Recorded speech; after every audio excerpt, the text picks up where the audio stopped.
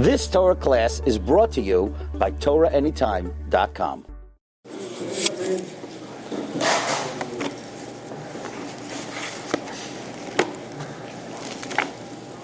The parsha begins with a great deviation.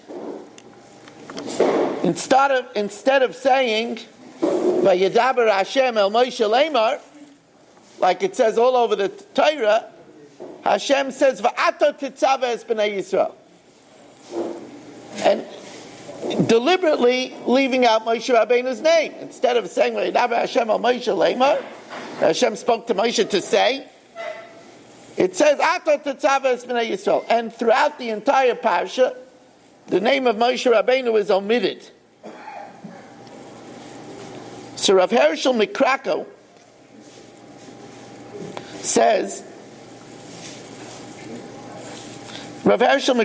says that after the Chet HaEgel, Hashem told Moshe Rabbeinu, Hinei malachi yelech lefanecha. My angel will go before you. So the Zohar HaChadosh says, who is Malachi, my angel? There are Ribei Revavos, myriads of angels. Who is Malachi? So the Zohar HaChadosh says, well, what do you do if you rearrange the word Malachi? Malachi rearranged is Michael. So as the Zohar says in Chelik Beis, the apotropos, the guardian of the Nebei Yisrael, is the Malach Michael. So Hinei Malachi Yelech Lefanecha is an assignment that Michael will go before you. But we know that Moshe Rabbeinu implored Hashem, Im ein ponecha holchem, if you don't go with us, al taleinu mizeh. So therefore Moshe Rabbeinu succeeded that we would not be given over in the hands of a malach. It's only with the death of Moshe Rabbeinu, with the passing of Moshe Rabbeinu, when the malach appears suddenly to Yeshua and says, Ato basi, now I have arrived, now I have came, that the malach Michael was given guardianship of Klal Yisrael. But while Moshe Rabbeinu was around, Michael was not. And therefore, says Reb Hershel Mikraka, says before him the Megala Amukos. That's why in Parshas Tetzaveh, where Moshe Rabbeinu is not mentioned, is 101 psukim. B'gematria Michael. 101 is B'gematria Michael. And the Gaon says that we all know that the Baal HaTurim says, we'll speak about it shortly, the Baal HaTurim says that Moshe Rabbeinu says, V'im ayin mecheni na mesifrecha, so embedded in the mecheni na mesifrecha, erase me from your sefer, which was fulfilled in Parshas Tetzaveh, ayin me, aleph yud nun mem, is b'gematria Michael. V'im ayin mecheni na mesifrecha, so ayin mem, Aleph Yud Nun Mem is B'gematria 101, is B'gematria Michael. Because where Moshe Rabbeinu is written, that's where we have Michael. And the Megala Amukos says, I'll prove it to you. The Gematria Hanelem of the word Moshe. Now what's Gematria Hanelem? What's the hidden Gematria? Moshe is Mem Mem, is Mem Mem. Shin is Shin Yud Nun, and Hey is Hey Aleph. There's different ways to spell Hey, but Hey is Hey Aleph. So what's the Nelam of Moshe? In the Mem, it's the second Mem. In the Shin, it's the Yud Nun. And in the Hey, it's the Aleph. So it says again, Mem, Yud, Nun, and Aleph is 101, is Michael. So when Moshe is Nelam, when Moshe is hidden, then you have Michael. That's where you find Michael.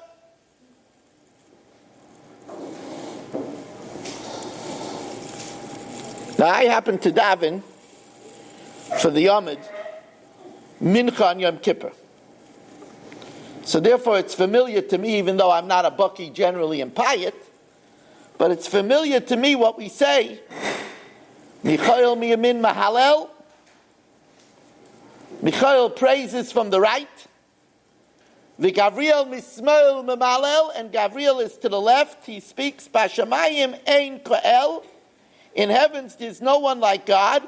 Ube'eretz, and in the land, mi kamka Yisrael. Who is like your nation Yisrael? So first of all, we see the prominence of Michael. Thank you. We see the prominence of Michael when we see that Michael is to the right of even Gavriel. Now Gavriel is power. It's Gever Kael, the power of Hashem. But Michael is to the right of all the angels.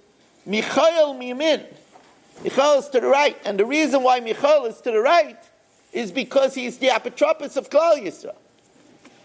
But, and I've said this every year, but I realize now that what's pshat Michael miyamin mahalel, you assume all the time that Michael miyamin mahalel means that Michael to the right praises Hashem.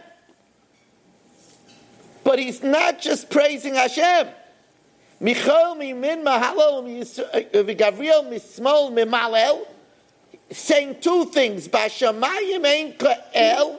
In heaven there's no one like Hashem. Ba'aretz mi kamcha Yisrael.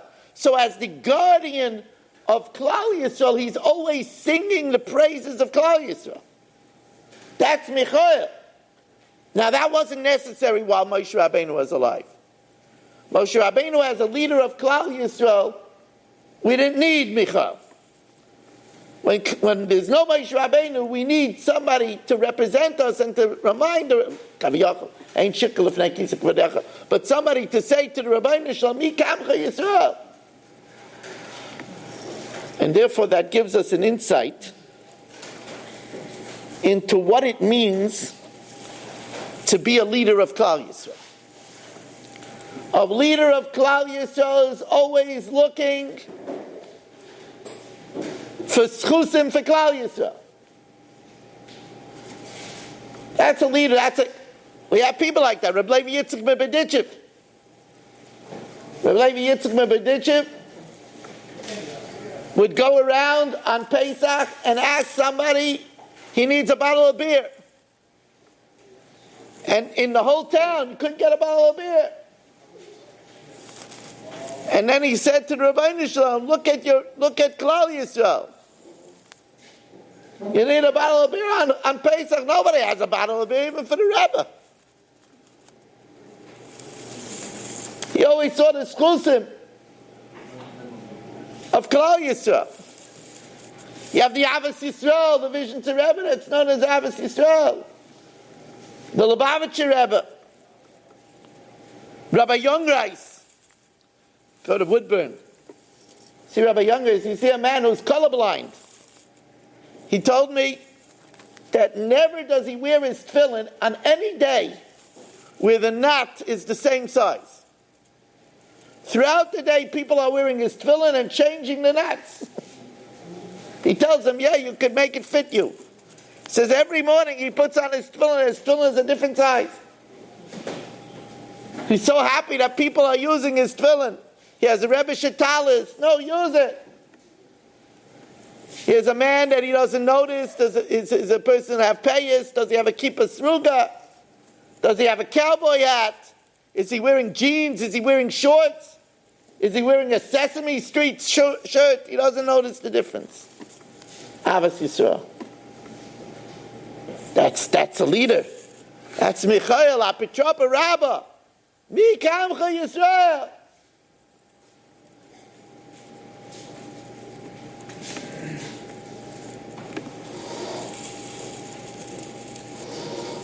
Now, I've already spoken many times about the Balaturim, who says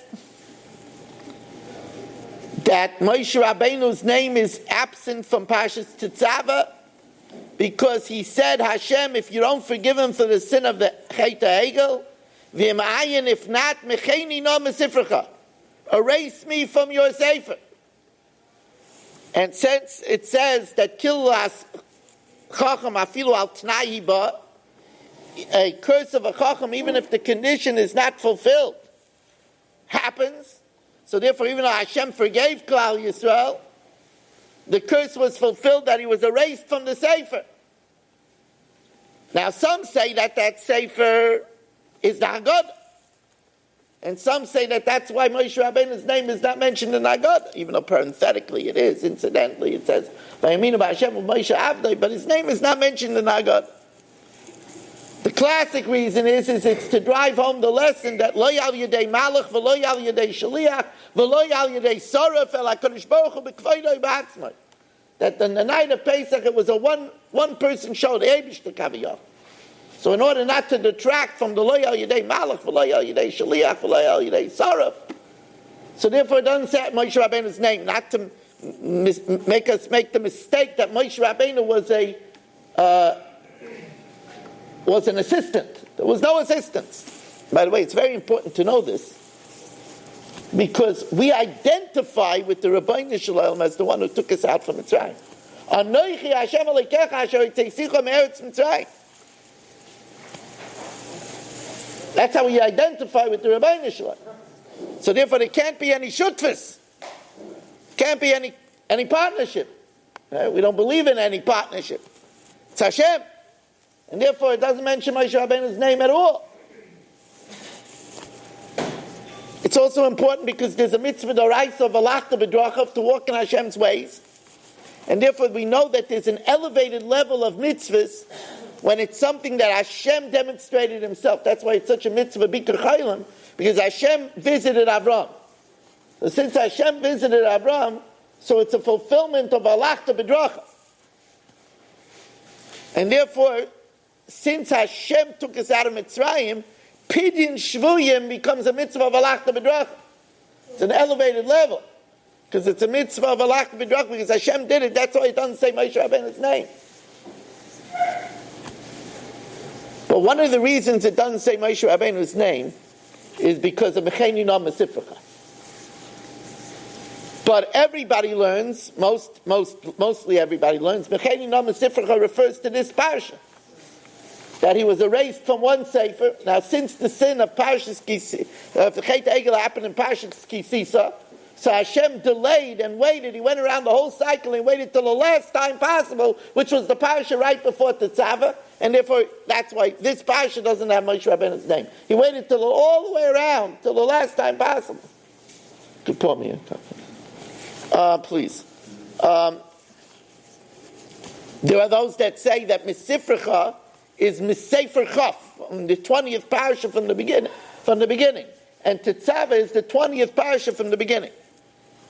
Others say it says Mecheni no Misifrecha Asher Kasafta, and Asher is B'gematria 501, and Tetzaveh is B'gematria 501.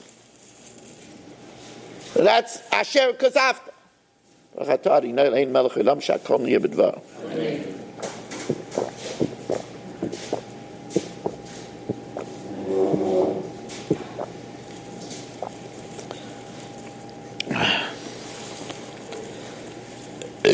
Excuse me.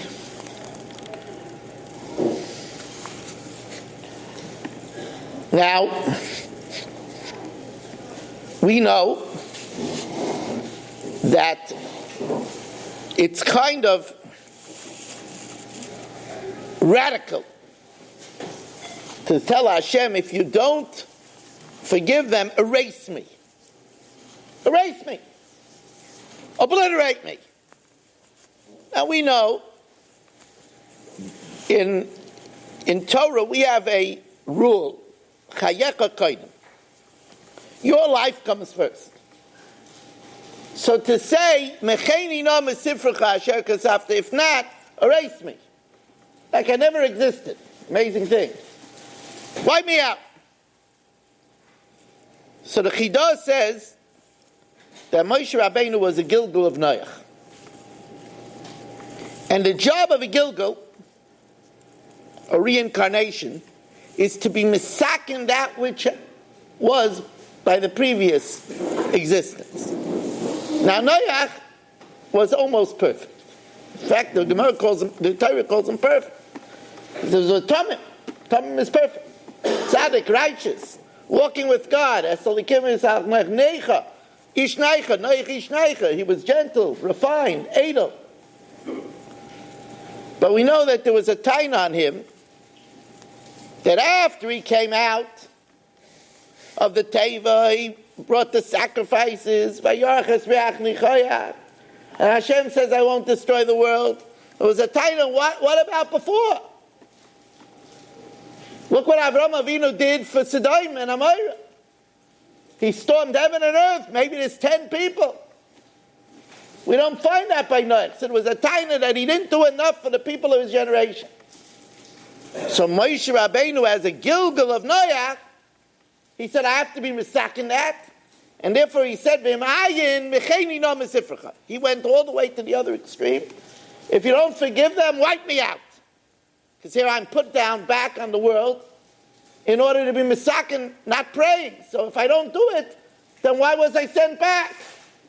And the Chidah says it's Mecheni Noah is the same letters as Menoyachani.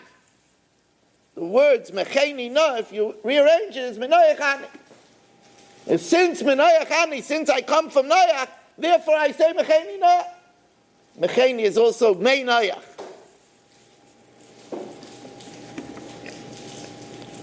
So we have to understand that this lesson is not just a historical lesson for the time of Moshe Rabbeinu. We know that it's brought down that Bizmanenu there are no neshamas chadashas, no new souls. We're all reincarnation. Now, people get scared of the idea of being a Gilgal because they think if I'm a Gilgal, I'm not really me. I don't have my own identity. To dispel that thought, are you any worse off than Moshe? If Moshe could be a Gilgal and still have Moshe Rabbeinu certainly has his own identity, but he was a Gilgal. So you don't have to worry about being a Gilgal. Moshe Rabbeinu was a Gilgal. Moshe Rabbeinu had plenty of identity. And Moshe Rabbeinu could be, you should know, I believe that Ramiller was very worried about this. Ramiller, although I don't have any proof, but if you listen to his question and answers, when people asked about Gilgal, he refused to talk about it. When people asked about Gilgal, he said that it doesn't speak about Gilgal in the Gemara. Nowhere in Shas, Ramiller was able to say that. Nowhere in Shas does it speak about Gilgal, so he's not going to talk about it. That's what he used to say. And I believe that he was worried, especially there were many beginners listening to his CDs and to his tapes. I believe that he was afraid that somebody would listen and say, oh, if I'm not really me anyway, what's the difference? People are very selfish. They only want to live for themselves. I'm living for somebody else. I'm not really me. After I leave this world, I won't be me. So I'm telling you, you don't have to worry about that because Moshe Rabbeinu was a Gilgal. And Moshe Rabbeinu certainly has his own identity. So you don't have to worry about not having your own identity. But it's very important to talk about this because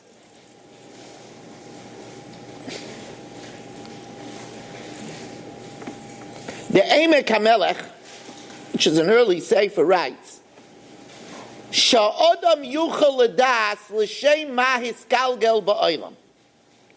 A person could figure out what the primary purpose is that he came back to this world. And he says, how do you diagnose it? How do you diagnose what your job is? She'im odam nimshach yoser achar aveira mesuyemes. If a person is drawn to a certain sin, zel simen she'olav l'saken aveira zu. It's a sign that this sin he needs to correct. So here's a person, he finds himself very drawn to Aroyas. He finds himself drawn to immorality, to looking at things that he shouldn't look at. So he has to know that he was put on this world to be misakindus. Here's another person. He finds himself always fighting with his wife, fighting with her husband. Here's another person that can't seem to be ehrlich in business. He's greedy, and he always bends the rules. A person has to know that you get an idea why you were put back in this world. Now, actually, the Goin says the same thing in the Navi Yaina. That when a person feels they gravitate to a certain sin, that's a sure sign that this is one of the things that they were put back in this world for. And Be'emerson is we'll see that the Kedushas Levi says that this is pshat in the famous Gemara in Masechtas Eruvin. Gemara in Eruvin, on Daf Yud Gimel Amud Bey, says that the school of Beis Shammai and Beis Hillel, the academies of Beis Shammai and Beis Hillel, argued 2.5 years about this subject. 2.5 years. 2.5 years. That's amazing.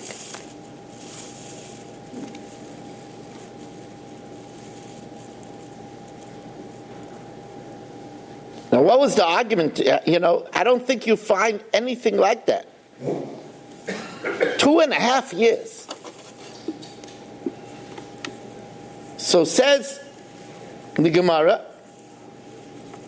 Shtei shanim amachza nechleku Beis Shammai Beis Hillel halalu oimim noyach lo la'adam shaloi nivra mishenivra. It's better for a person to have been created than not to be created. It's better that we're on this world. While the Beis Hillel says, noyach lo la'adam shaloi nivra mishenivra, it was better not to be created. Nimnu v'gamru, the vote was taken.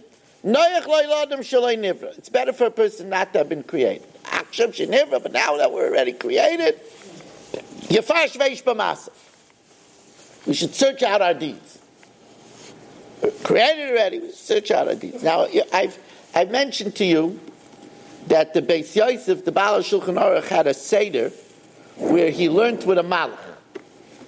And he called the Malach the Magid. And he wrote a sefer recording what the Malach taught him. The name of the sefer is called the Magid Beishara. So he asked the Magid, what's pshat in this Gemara that they argued 2.5 years whether it's better to be created or not. And the Malach told him that on the one hand it's better not to be created because if you're put down in this world you can mess up. You mess up, you get Gehenna. It would have been better for a lot of people not to be created. They become wife beaters. They become molesters. Better for them than they suffering at them. Better not for them not to be created. On the other hand, says the Maggid, the other opinion is better be created because if you're created, you have a chance to do a lot of mitzvahs. And when you get to the next world, it's not Nahamad Kisufa. It's not bread of shame. It's not a handout.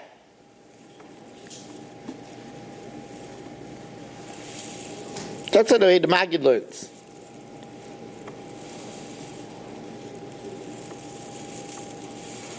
The Maharsha says that the Gemara decides that it's better not to have been created. Why? Because he says there's more chances to sin than to do mitzvahs. There's 365 lavins, so there's 365 things that you can do wrong, and there's only 248 things that you can do right. So a bigger chance to do wrong than to do right. So it's better off not to have been created. And there are those that say that because of this, the question is, why don't we say every morning, Baruch atah Hashem Elokeinu melech haolam, she'asani Yisrael? And the answer is, you can't say she'asani Yisrael because the Gemara says it's better not to have been created. You can't thank Hashem for making us Yisrael. It's better not to be created. But we could say, shelo yasani goy, shelo yasani ovid, shelo yasani isha. However, there's big kashas on the way of learning the Gemara this way. Because how could they have decided it's better not to be created? Under the chuppah, what bracha do we make? Baruch atah Hashem Elokeinu melech haolam yotzer adam. Thank Hashem for creating man. It's a big kasha. How can you say it's better not to be created? We make a bracha. I'm being mechaber Rav Moshe Me'awais with a bracha. Baruch atah Hashem Elokeinu melech haolam yotzer adam. How can we say that if it's better for a man? If Nimnu v'Gomra, it's better not to be created. So maybe you could wiggle out of it and say maybe that's why we only say that bracha under the chuppah when a chassan gets mechilas avonos. So when mechilas avonos, it's good to be created. Maybe. But a bigger kasha is how can they decide that it's better not to be created when it says Vayara l'kibas kol asher asa v'hinei tov b'hay? Hashem saw all that he did and it was very good. So how can you say it's better not to be created? That doesn't make sense. Nimnu v'Gomra, it's better not to be created. What do you mean? Vayara l'kibas kol asher asa v'hinei tov b'hay. How can you say it's better not to be created? And therefore the Kedushas Levi says it's not talking about the initial creation. Of course it's better to be created. Shem gives us a gift to Torah and to have children. Of course it's better to be created. The question is, after a person leaves this world, the machlokes is there's two ways to get purified. One is to go to Gehenim, and one is to come back with a Gilgal. And that's the machlokes in the Gemara. What's better? To go to Gehenim and to be purified, or to come back to this world? So Nimnu v'Gomra, they voted and they said it's better to go to Gehenim. Because you come back to this world, you can make a bigger mess. But now that you come back, you fashveish b'mais. And he says, what's chat you fashveish b'maisav? Like we said, figure out why you came back. See what you're drawn to and know what you have to be masakin.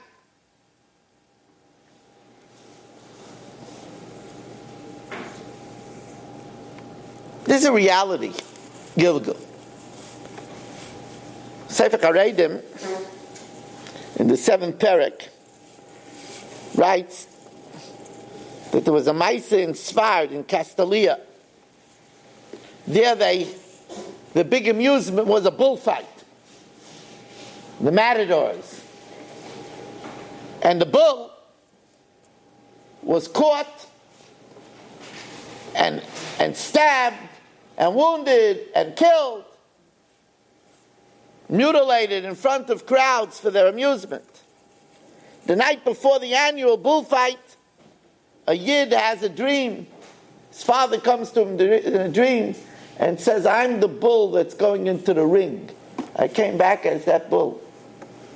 I want you to buy me in any money that it costs to save me from that humiliation tomorrow, that public stabbing and humiliation. And then shech me with a shchita kshera and give me taniyim, and you'll be a tikkun for my soul. It's brought down in the Sefer Haredim. The Chavetz Chaim brings down that in the Shalos Tshuvas Rivash, this is Shalos Tshuvas, this is pure halacha. Shalos Tshuvas Rivash, it says that he knows that there was a person that came back as a horse because the owner, the person who came back, owed this money, and therefore he was given to him as a horse. Shalos Tshuvas Rivash.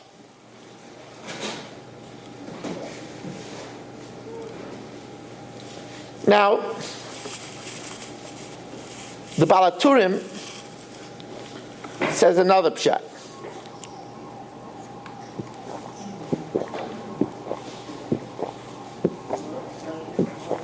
The Balaturim brings down Sheparshasu mitaberes b'tachsisei kuhuna. This parsha speaks about the trappings of the kohen, the big day kuhuna, the meal, the choshen, the ephod, the priestly vestments, the mitznefes, the special the tzitz, the trappings of the kohen. Now that was supposed to be Moshe Rabbeinu's schus. But what happened? When Hashem told him to go down to Klal Yisrael and take them out of Mitzrayim, so Moshe Rabbeinu for 7 days refused. And finally he said, Shlach no b'yad tishlach. He didn't do the bidding of the Rebbeinu Shalom. He didn't take the challenge. And because of this, Hashem says, I'm taking away the kuna from you and giving it to your brother Aaron. So because Moshe Rabbeinu lost the privilege of having the big day kuna, he was stripped of the privilege. His name is not in this week's parsha. So the Baal HaTurim says. Rabbeinu Ephraim says that this is a teichacha, a rebuke, it's a punishment for failing to do the bidding of Hashem. On Moshe Rabbeinu's level, we wouldn't be able to say it if not for this.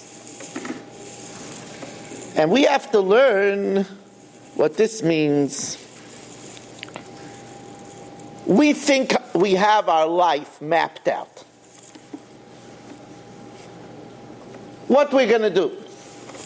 And especially if you're a creature of habit, you know, you get up at this time of the day and you go to chakras and you learn a little bit, you go to work, you have lunch, you have a mincha, you have everything mapped out. But you have to be prepared at any time to change, to do the bidding of Hashem. Now that's not an easy thing. You see, we are allergic to change. Routine is comfortable. People are very comfortable with routine. Why do you think people don't pick up and move? People don't change jobs. People get comfortable with the status quo. But a Ben Torah has to know that at any time, one's reality can change. And one has to be willing and ready to know what is the Ratzon Hashem at any time. Now this is, and if not, a person can be at the cusp of greatness, but because they don't react to the challenge that comes their way, they miss out on greatness. I'll give you an example. Here's a person whose parent takes ill. Now, in order to take care of the parent, they would have to severely curtail all other things in life. And there are people that are not ready to do that. Put the parent in a nursing home. There's good care there. Visit once a week. They're not ready to turn their life upside down for a parent. A parent turned their life upside down to raise their children. They're not ready to do it. They're not ready to answer the call. Shlach no b'yad tishlach. Rebbeinu Shalom, I got my life, I got my wife, I got my children. Shlach no b'yad tishlach. Somebody else take care of it.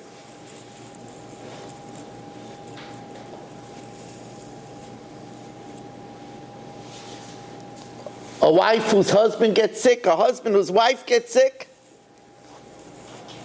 and they're not ready to spend the time that's necessary. They can't turn their lives around. But when a person gets married, they're makabel to take care of their partner, even if it means turning their life around. Then there are situations where a person overnight, his wife gives birth to sextuplets. And all of a sudden, there's no time to go to a daf yomi. There's no time to do a lot of the things that he wants to do. But he has to know that his job is to answer the call of the moment. And that's where greatness lies. It's a reason why we learn that Moshe Rabbeinu didn't answer to the mission of Hashem, and he was omitted from this week's parsha. And he lost the Kohen Gadol. Here's a person as a child off the derech. But he's not ready to spend the time to find an eitzah. He doesn't invest what he should be investing. But that's his challenge. Well, whose challenge is it? That's his and her challenge, the parents. So said, but that's not what I signed up for. We have to be ready to meet the challenge. And Bnei Torah have to learn this. We have to teach this to our children when they're young. You know, you can't just decide how you want to live your life. You have to be ready to meet the challenge that the Rebbeinu Shalom gives you. There are people that because they weren't brought up this way, they have a Down syndrome child, le'aleinu, they have to give the child away. Because they're not ready to raise a Down syndrome child. Now, sometimes that has to be the way it's done, because otherwise the marriage will disintegrate. But they wouldn't feel that way if they got the chinuch to know that life is what the Rebbeinu Shalom gives you as your challenge. And if there's a clearly identified challenge, that's your road to greatness.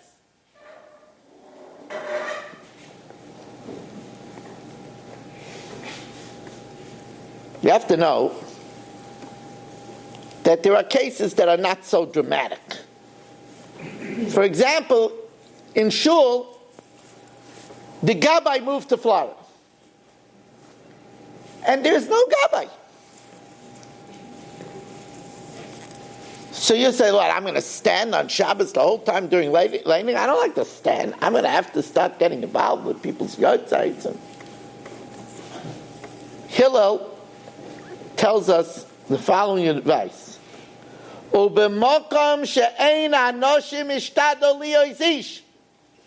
have to zoom in. If there's no anoshim, you be the one. That's your challenge.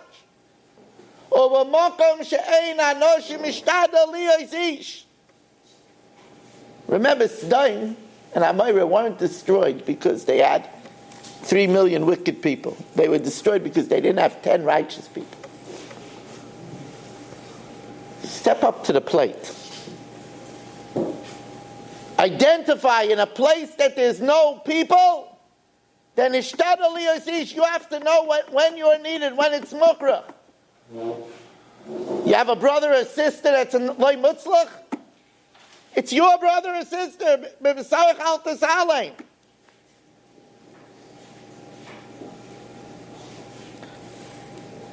Rabbi Wein says the idea of b'makom she'ein hanoshim mishtadel liyasish is sometimes you have to go against the majority. Imagine if there was one person that got up at that chasana and said, are you going to embarrass Bar Kamsa in front of everybody? Is that right to kick out a Yid? He's here already. Because of your feud, you're going to embarrass him in front of the whole town. Could you imagine if there was one person there? There wouldn't be a korban. But you have to be ready to go against the grain like Kalev and Yeshua did. They went against the 10 Nesiah Yisrael. You have to be ready to stand up. You see that somebody does something chutzpahdik to Rav and everybody is sitting there, the silent majority is sitting there. I'm not getting involved. Stand up!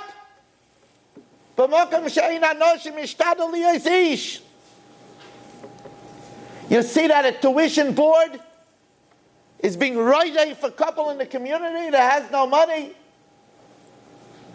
and asking them for insane money.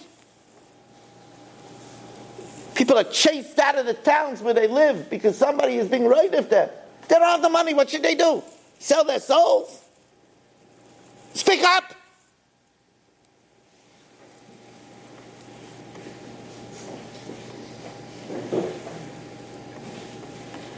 Now I must mention along the way that the Medrash Shmuel has a different shot in what Hillel says. Which is also a very strong contemporary value. He says, even when no people are around,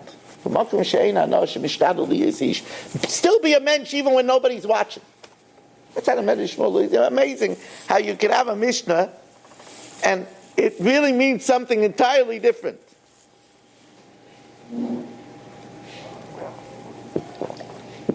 In a place where there's no people. Here a man is in his bedroom with his computer. And with one push of a button he could bring pornography on the screen. Even when no people are around, try to be a mensch. It means that when a wife or a husband is at home and no one is watching, they still should act respectfully one to another. Not be nasty, not be indifferent, not be sarcastic, not ignore one another. Even when nobody is watching, you know what else this means? It means in the bathroom. Practice sneas. It says it shouldn't uncover yourself all the way. Be a tenua. Nobody's there. You know what else this means? You take 3 steps forward and you're getting ready to daven. You're davening for the Amid. You're davening in the house buying koisel. You're davening by your Mokum Kavu. You take the 3 steps forward. There's no anoshim. Nobody knows if you're thinking about the cappuccino, if you're thinking about your books, your clients, or if you're talking to the Eibishter. Nobody knows that. But Mokum Shein Anoshim, nobody is there in your head. But Mokum Shein Anoshim, Ishtadol Liyozish, try to be a mensch.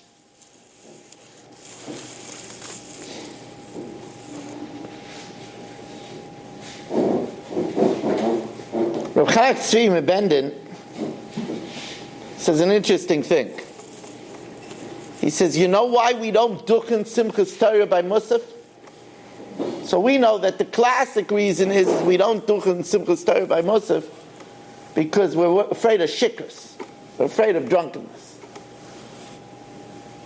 But he says the reason why we don't duchen by Musaf is out of respect for Moshe Rabbeinu.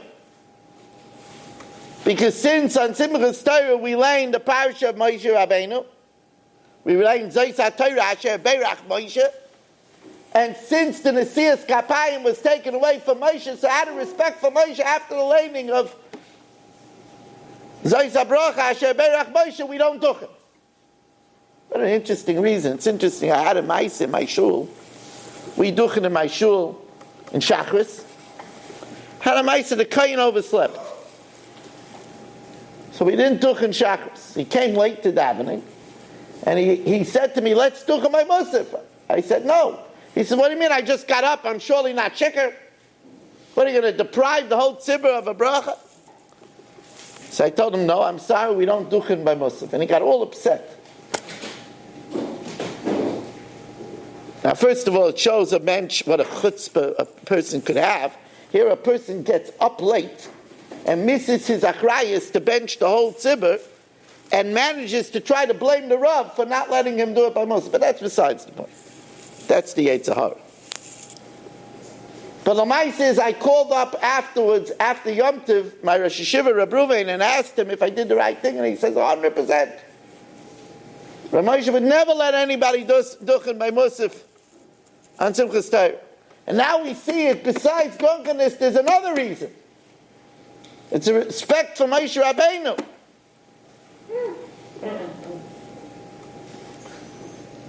It says Yoshpei. One of the stones on the Choshen was Yoshpei. Yoshpei, Reb Shamshir Fuller says, Not Rav Shamshon Raphael Hirsch, I'm sorry.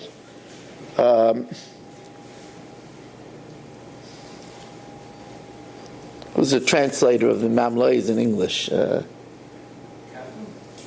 Rabbi Kaplan, in his Chumash, thank you, translates Yoshpei as Jasper. Jasper. So the stone of Binyamin was Jasper. So we know that Baal Turim says that Yoshpei is Yesh Peh. He has a mouth. Rachel Imenu kept quiet and didn't divulge that it was Leah. And therefore all our descendants were Balei Soy. They kept secrets. All the way down to Esther Amalkish, Letzlo Yegida, Esther es Amov es Maladita. We know Binyamin, it says Binyamin knew about the Mechira Shel Yosef, and he didn't tell his father. He watched his father suffer for 22 years, but he didn't tell his father. So Yesh Peh, Rabbeinu Bachya says Yesh Peh, he had a mouth, he could have said it, but he didn't. But asks the Chidush Rim, it would have made more sense to say Ein Peh, that he didn't talk. What's got Yesh Peh? If anything, it's Ein Peh, he didn't talk. Why do you call him Yosh Peh, Yesh Peh? So the Chidush Rim says something fascinating. The Chidush Rim says that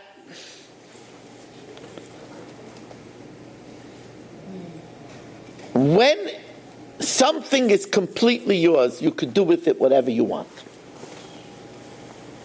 If it's not completely yours, you can't do it whatever you want. For example, let's say you share a car with somebody. So he might say, in that ice, I don't want you taking out the car. It's too dangerous. Get into a skid, you'll bang it up. It's your car, you can do whatever you want. But if you share it with somebody, you can't do whatever. He says, when a person knows how to use their mouth, in all situations, that means you have a mouth. That's a person that owns their mouth. Binyamin, who knew when to speak, when to not speak, Yesh Peh, he has a mouth. That's a person that's in control of their mouth. And the Chidush Rim says amazing thing. He says, why is it called Torah Shebal Peh? So of course everybody understands, we just had the Gemara in Gittin, that it's called because Torah Shebal Peh, because originally the oral law was not supposed to be written down. Torah Shebal Peh, it's not supposed to be written. It's only because of because of Niskatnu Adoris, Rashi says, the hearts became smaller. We're further away from Sinai because of persecutions. The Torah would be forgotten, so Hashem had time to do it. You could annul the Torah and write it down. But initially, Torah Shebal Peh was not supposed to be written down. And one of the main reasons, there's several reasons. One reason is so it shouldn't fall into the hands of the Goy. We know how much trouble we have because Torah Shebal is in the hands of the Goy. The Muhammad corrupted it with the Koran, and the Christians copied it and made a convoluted New Testament along the style of the Old Testament. They took what it says in the Torah and corrupted it and made a blood libel. They took kidnapping and killed Asar Harugim Malchus. We see how much we suffer from having Torah Shebal. We certainly don't want them to have the 2,711 blot of Torah Shebal Peh. But there's another reason. Because we wanted to ensure that people should have a Rebbe. The idea of Gemara, what does Gemara mean? Gemara means Messiah. Gemara means Gemara. It means tradition. Once you write it down, you don't need to have a Rebbe. You can try to learn it yourself. By not writing it down, the only way to get it is from a Rebbe. The idea of not writing down the oral law was in order to ensure that people have Rebbeim. Oh, how it's so important to have a Rebbe. When your daughter dates somebody, make sure he has a Rebbe. And if he doesn't have one, make sure he gets one. so that if there's a problem, they could go to a Rebbe. Otherwise, if there's a problem, who are you going to go to? That's so important.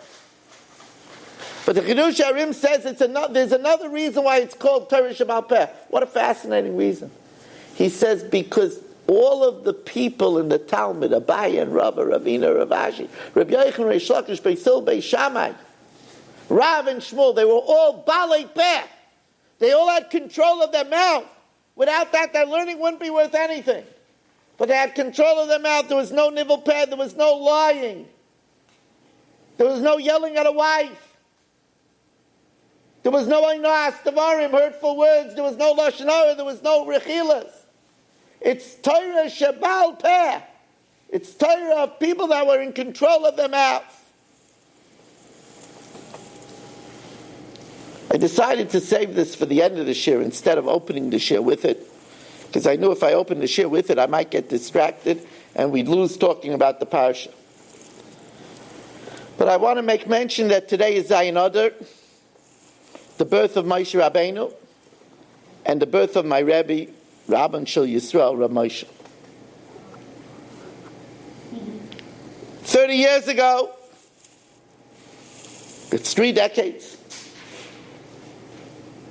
But 30 years ago, there lived a man who, when he was 11 years old, and he came into a room full of Talmidei Chachamim, they all stood up for him at 11.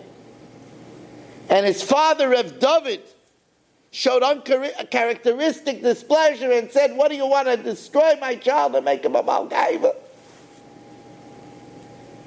Rav Moshe would remember this and say it over to his grandson, Rav Mordechai Tendler, about how he left such an impression upon him, how ugly Gaiva was. Toyavas Hashem kol gavalev, and we all know, anyone who had the schiyah to know Rav Moshe, we know that he was the most humblest of all men. No ears about him whatsoever. And this very same Moshe, this very same Rav Moshe was the humblest of all men. We know, Kol HaBarech Min HaKavod. HaKavod Barechas Acharav. Roidefes Acharav. Whoever flees from Kavod, the Kavod chases him. So when Reb Elya Lapian, the great Gadol of yesteryear, was in his 90s and infirm and elderly, he insisted that he's going out from his home. He was homebound, but he was insisted to go to the Knesset Gedolah in Eretz Yisrael in the early 60s, because he wanted the Zechiyah to stand up for the much younger Rav Moshe. Imagine that. His lifelong chaver, Yedid, Rav Yaakov Kamenetsky Zatzal, said about Rav Moshe that if Rav Moshe is in the room, you're not allowed to call anybody else Rosh Hashiva. If Rav Moshe is in the room, he was the Rosh Hashiva. I heard a story from Rav Shapiro, who said it over from Rav Schmelzer. I cannot attest to the veracity of the story. I never heard the story, but it comes from Eidus, that's Naaman, that Rav Elyoshev and Rav Shlomo Zalman Auerbach and Rav Chaim Kanievsky were sitting and discussing a knotty problem of a get. And they could not arrive at a conclusion. So they picked up a phone and they dialed Rav Moshe. And on the spot, Rav Moshe answered the shayla. And when they got off the phone, they did a rikud, dancing around the table, that there's such a yid in the world like Rav Moshe. This I know to be a fact, that they asked Rav Elyoshev why he doesn't write Svarim, Responsa. And he said, "What do you think, I'm Rav Moshe?" Now this is Rav Elyoshev, who on his 100th birthday on Motzei Yom Kippur learned throughout the night after fasting with intravenous.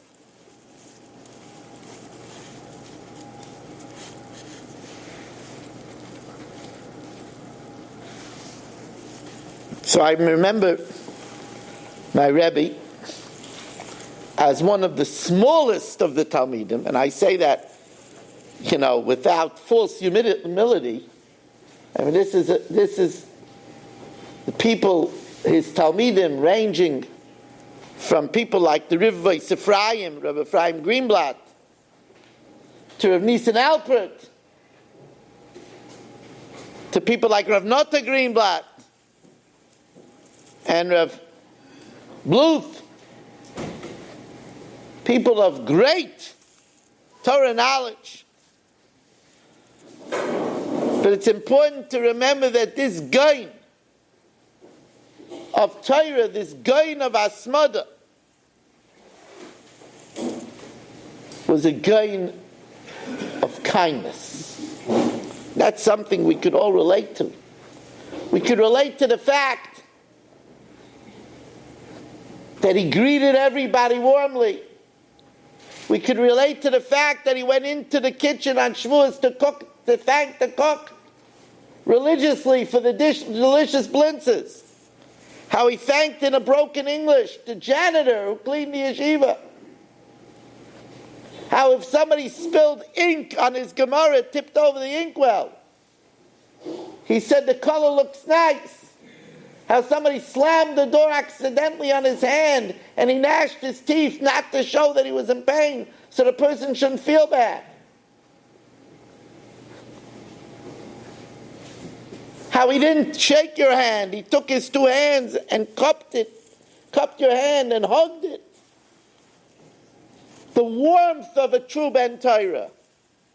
The kindness, the sensitivity, the man who said, in my ganz Leben ob ich keinmal nicht getan weit, so I mentioned. In my whole life, I never caused pain to another man.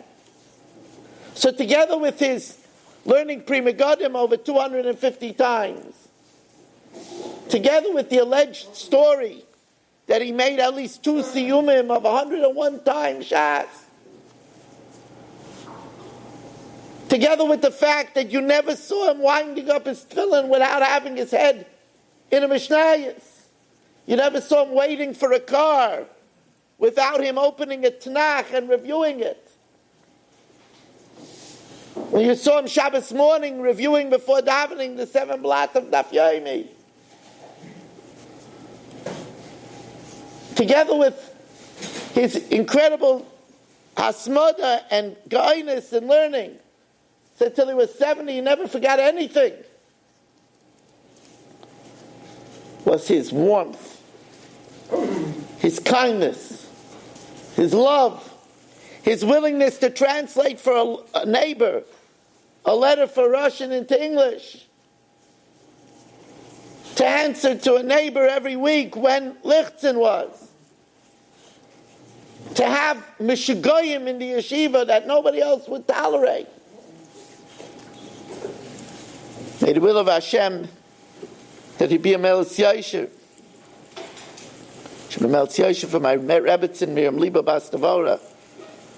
Melis Yosher for his Talmidim and Klal Yisrael to bring the BSGL Tzedek from Herav Yameinu. Amen. Rabbi said, I will not stay to make copies of the tape tonight, but we do have last week's tape on Truma if anybody wants it, and I do have a CD of Tetzaveh 5751 if anybody wants that as well. Chananya ben Akash Amarat HaKadosh Baruch Hu l'zakaises Yisrael l'fikra chir b'lehem Torah mitzvah shenema adignoi chafetz l'man tzidkai yagdil Torah v'yadir. You've just experienced another Torah class brought to you by TorahAnytime.com.